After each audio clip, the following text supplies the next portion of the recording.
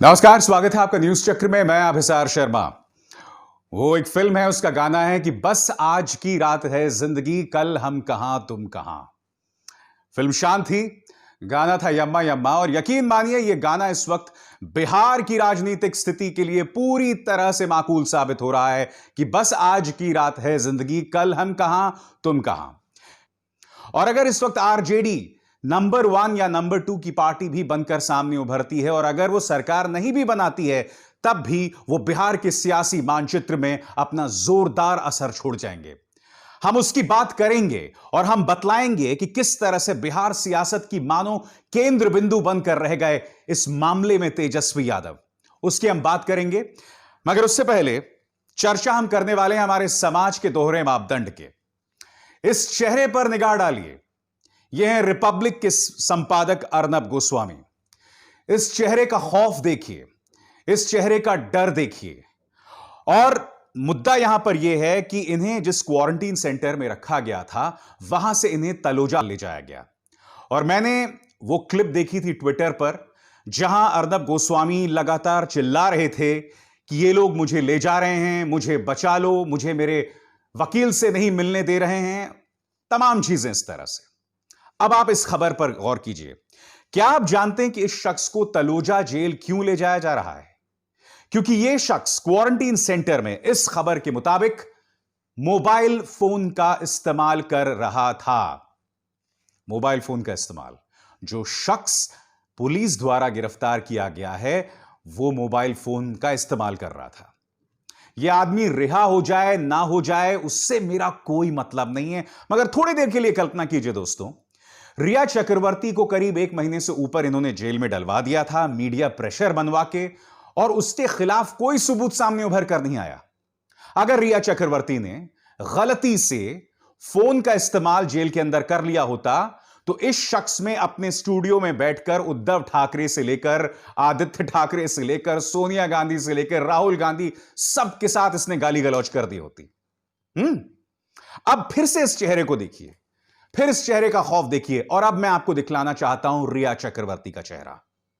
वो रिया चक्रवर्ती जिसके परिवार को गोदी मीडिया के नफरती और झूठे प्रोपेगेंडा ने पूरी तरह से बर्बाद कर दिया दोस्तों, पूरी तरह से बर्बाद कर दिया। मगर यह लड़की जो है वो बौखलाई नहीं। जी हां, रिया चक्रवर्ती को अब आप देखिए पूरी गिद्ध मीडिया के बीच, एक के बाद एक तस्वीर देखिए। और मुझे याद है, इनके पिता जो एक आर्मी ऑफिसर हैं, उन्होंने एक बयान दिया था कि बधाई हो भारत, तुमने एक पूरे परिवार को बर्बाद कर दिया। अर्नब गोस्वामी 5 दिन जेल में रहा, बावजूद इसके रिया चक्रवर्ती ने एक शब्द नहीं कहा।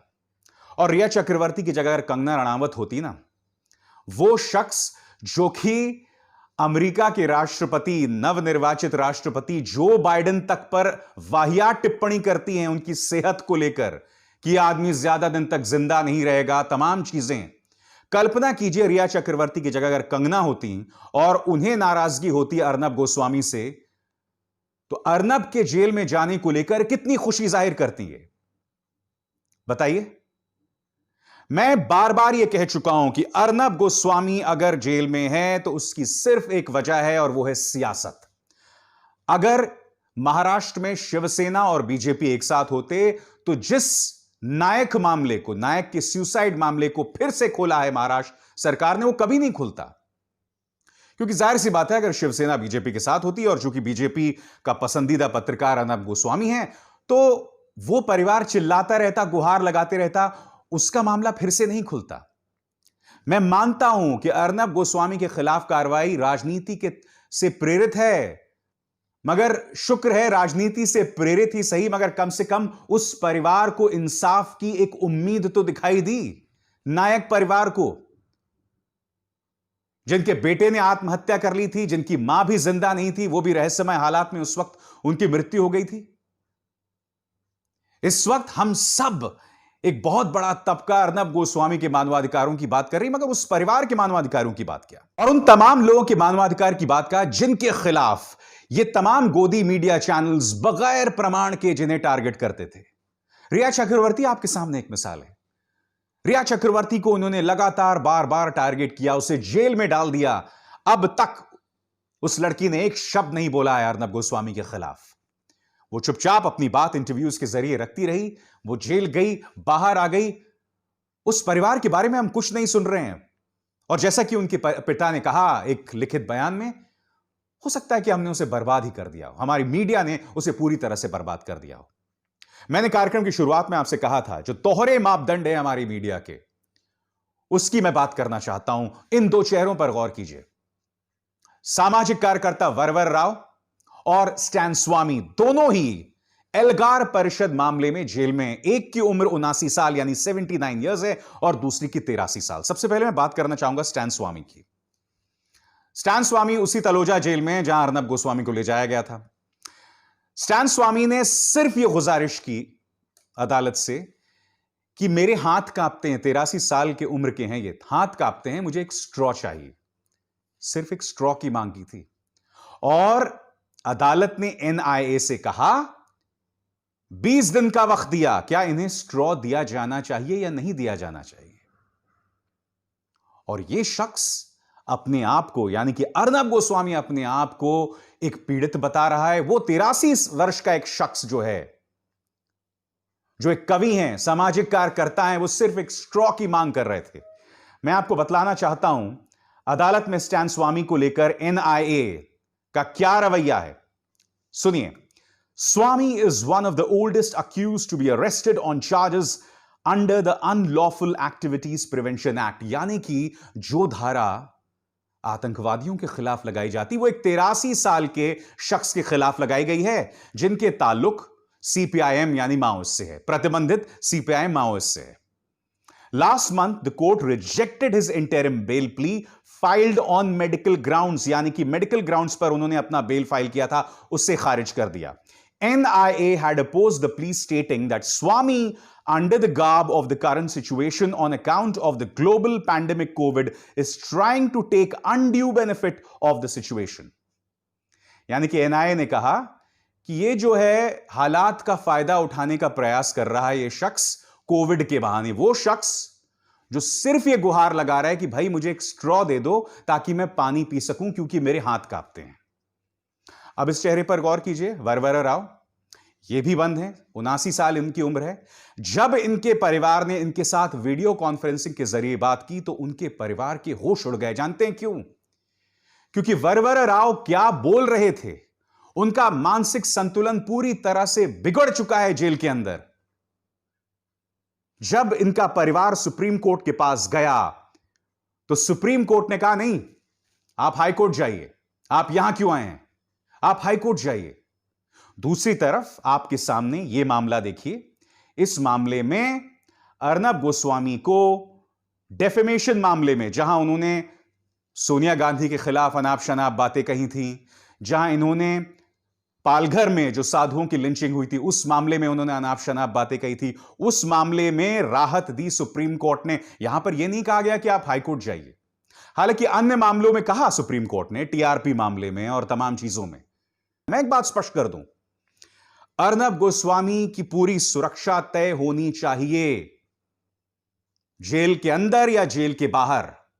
क्योंकि अगर यह शख्स कुछ आशंकाएं जता रहा है तो किसी भी कीमत पर खतरा मोल नहीं लिया जा सकता।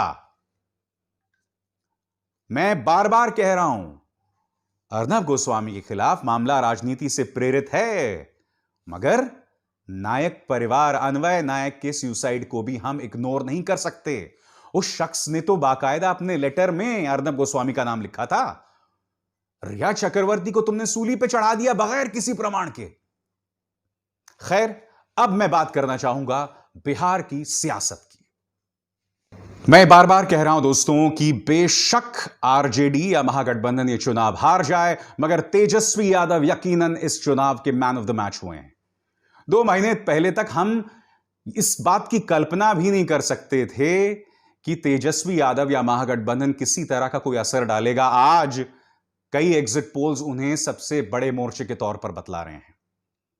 आज ये सवाल पूछा जाना चाहिए कि आखिर तेजस्वी यादव ने बिहार की सियासत में इतनी जोरदार दस्तक क्यों दी। एक एक करके मैं आपके सामने मुद्दा उठाऊंगा। सबसे पहले जो वजह दिखाई देती है कि तेजस्वी यादव का पूरा जोर आपके स्क्रीन पर आर्थिक संकट और नौकरी पर था। 10 लाख नौकरियों का वादा। यह कितना व्यावहारिक होगा वो तो अगर वो सत्ता में आ गए तो वही बतलाएंगे, मगर उनके 10 लाख नौकरियों के वादे का परिणाम यह था कि भारतीय जनता पार्टी जैसी पार्टी, जो कि 2015 में जिसने पूरी कोशिश की थी बिहार के चुनावों को सांप्रदायिक बनाने की, उसे भी नौकरी पे बात करनी पड़ी, उसे भी आर्थिक संकट की बात करनी पड़ी। यहां तक कि जब चुनावी कैंपेनिंग खत्म हो गया तीनों चरणों का, तब भी प्रधानमंत्री ने, आपको याद होगा, ये खत लिखा था बिहार की जनता को। जबकि 12 रैलीज वो कर चुके थे, फिर भी उन्होंने खत लिखा और उसमें एक बार फिर जोर कि हमने क्या किया 15 सालों में, नौकरी को लेकर एक वादा, तमाम चीजों की बात। तो आर्थिक संकट और नौकरियों पर जोर, सबसे पहली बात यही वजह है कि तेजस्वी यादव जो हैं वो केंद्र में रहे सियासत के। दूसरी मुद्दा, युवा की नब्ज को समझा। इन तस्वीरों को देखिए दोस्तों, लोगों में जोश देखिए, और ये लोग जो हैं वो बिहार का युवा है। कहीं ना कहीं वो समझ गया कि राज्य के युवा को वही जातीय कॉकटेल देने का कोई फायदा नहीं है, उसे चाहिए बुनियादी मुद्दे। क्योंकि बिहार का युवा जो था, जिनमें कई वो दिहाड़ी मजदूर थे जो पैदल चल के आए थे कई जगहों से, उनमें कई युवा थे। बिहार का युवा जिसके पास नौकरियां नहीं थी, क्योंकि देश की आर्थिक संकट वैसी हालत खराब है। पिछले 45 सालों में पूरे देश में इस वक्त बेरोजगारी को लेकर या रोजगार को लेकर सबसे बदतर हालात हैं, और बिहार भी उससे जुदा नहीं था। तो इसलिए उन्होंने युवा की नब्ज को समझा, और इसी से जुड़ा है तीसरा मुद्दा जो आपके स्क्रीन पर, जाति का दायरा बढ़ाया। देखिए, आरजेडी के बारे में कहा जाता है कि वो मुस्लिमों और यादवों की पार्टी है, और लालू प्रसाद यादव मुस्लिमों और यादवों से आगे नहीं बढ़ पाए, मगर तेजस्वी ने इस दायरे को तोड़ा। जब उन्होंने लगातार यूथ को टारगेट किया ना दोस्तों, तो यूथ के अंदर तमाम लोग शामिल थे, अगड़ी जाति के लोग भी। क्योंकि अगर हम ईबीसी की बात करें, यानी अति पिछड़ा वर्ग की बात करें, तो सिर्फ दूसरे चरण की मतदान की बात करें तो ईबीसी की तादाद 40% थी। इस ईबीसी में नीतीश के कुर्मी भी आते हैं, वो ईबीसी जिन्होंने 2014 और 2019 में प्रधानमंत्री नरेंद्र मोदी पर संपूर्ण विश्वास जतलाया था। उन ईबीसी के युवा भी कहीं ना कहीं ड्रिफ्ट होते नजर आए तेजस्वी की तरफ।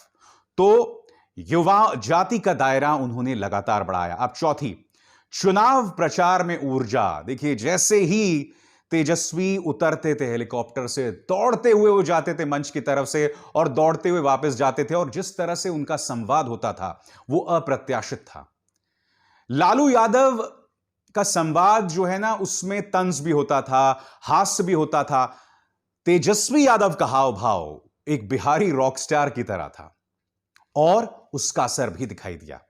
और इसके बाद साफ सुथरा चुनाव प्रचार। मैं आपको बतलाना चाहूंगा कि नीतीश कुमार ने किस तरह से लालू यादव, राबड़ी और तेजस्वी के परिवार पर हमला बोला था। पहले उनकी बात सुनिए। किसी को चिंता है, 8-8, 9-9 बच्चा बच्ची पैदा करता रहता है, क्या मालूम है किसी को? बेटी पर भरोसा ही नहीं, कई बेटियां हो गई तब बेटा हुआ। नीतीश के इस बयान पर बहुत ही परिपक्वता से जवाब दिया उन्होंने।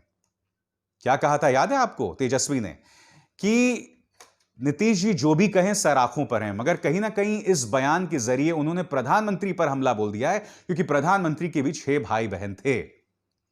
और यही नहीं, आप लगातार देखिए, नीतीश के जितने भी हमले हुए हैं, तेजस्वी का जो तेवर है वो हमेशा सौम्य रहा है। अब ये देखिए, आदरणीय नीतीश जी मेरे बारे में कुछ भी अपशब्द कहें वो मेरे लिए आशीर्वचन है। नीतीश जी शारीरिक मानसिक रूप से थक चुके हैं, इसलिए वो जो मन करें कुछ भी बोलें। मैं उनकी हर बात को आशीर्वाद के रूप में ले रहा हूं। इस बार बिहार ने ठान लिया है कि रोटी, रोजगार और विकास के मुद्दों पर ही चुनाव होगा।